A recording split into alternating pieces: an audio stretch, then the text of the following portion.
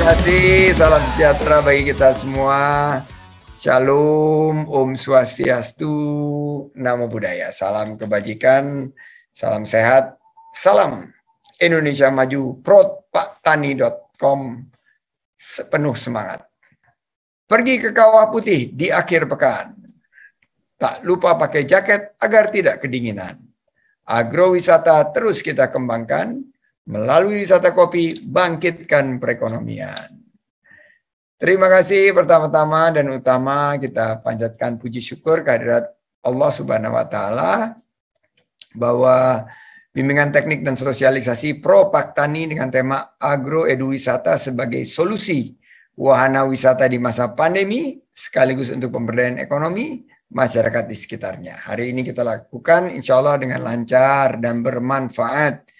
Amin, amin ya rabbal alamin. Pasca pandemi, perkembangan ekowisata semakin meningkat. Kegiatan di alam terbuka kian diminati. Dan sekarang bergerak menuju special interest tourism. Apa itu special interest tourism? Itu adalah pariwisata minat khusus.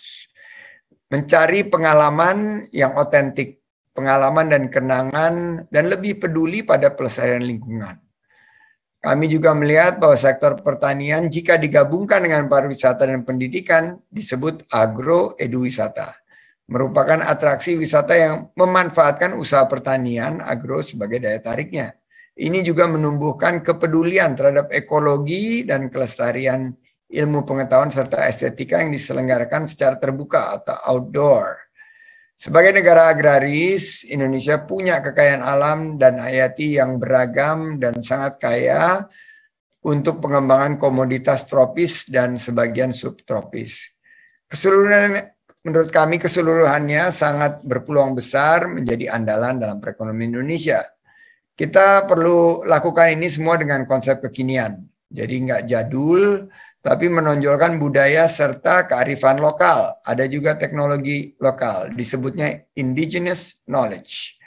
Nah, pemerintah, salah satunya juga Kemenparekraf, bersama dengan Pentahelix, pihak swasta, institusi pendidikan, dan masyarakat pertanian, perlu terus berkolaborasi dan bekerja sama untuk melakukan pengembangan produk agro-edu-wisata. Konsepnya adalah community-based tourism atau pemberdayaan masyarakat lokal melalui pariwisata. Jadi pariwisata ke depan harus berkeadilan dengan merangkul masyarakat. Nah, kami mendorong desa wisata.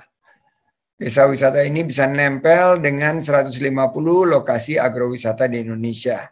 Dan sebagian terletak di destinasi super prioritas yang ada di belakang saya, Pak Dirjen, yaitu destinasi Danau Toba, Borobudur, ini dekat Suhargabumi, Mandalika, Labuan Bajo, dan juga Likupang. Agrowisata ini diharapkan juga akan menciptakan peran yang strategis dalam bisnis berkelanjutan atau sustainability business. Agrowisata juga yang dikembangkan oleh kami di Kemenparekraf dengan wisata kopi melalui pola perjalanan Indonesia Coffee Trail. Saya berinvestasi di awal tahun 2000 perkebunan kopi yang sekarang sudah menjadi spa. Jadi orang datang ke sana mendapatkan pola perjalanan wisata kopi yang juga edukasi tentang jenis-jenis kopi dan bagaimana kopi itu dipersiapkan melalui roasting sampai juga grinding. Nah, ini diharapkan memberikan pengalaman yang hakiki bagi wisatawan dalam menikmati wisata kopi Indonesia.